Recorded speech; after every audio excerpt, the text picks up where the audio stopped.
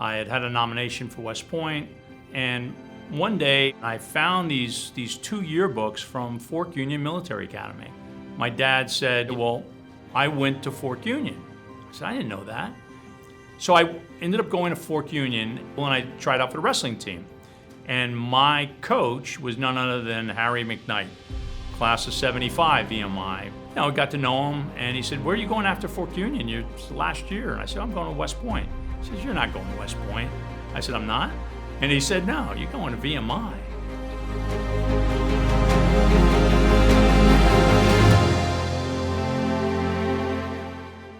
I showed up cold to VMI. My parents dropped me off matriculation day, and the fun began.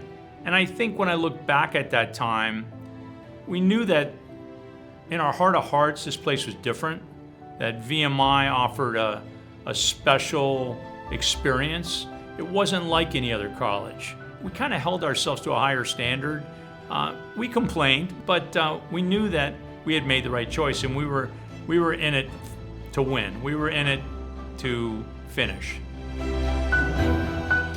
I graduated with enough to get my commission in the Army, which was a 2.001. But after VMI, whether it was, 72 days with very little food or sleep in Ranger School and a year with the Special Forces Qualification Course, SEER training, I'd already gone through the rat line, so what are they going to do to me?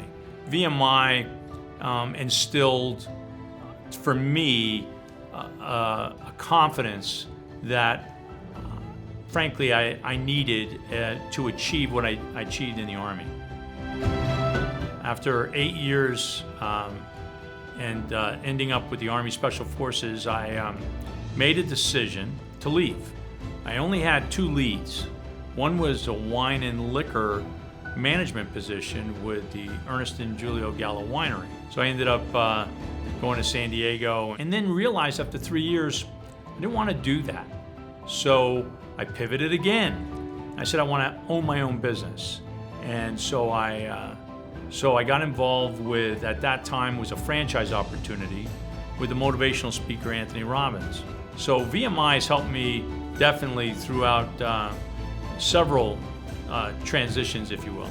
If I had to encapsulate the traits, it's definitely resiliency and humility and never say die. Right now, I'm the New York City chapter president for New York City, Long Island, and parts of Connecticut. I think it's important that we reflect at what VMI has given us and figure out a way to contribute and give back. Let's go! Row, Virginiaville! Row, row, row!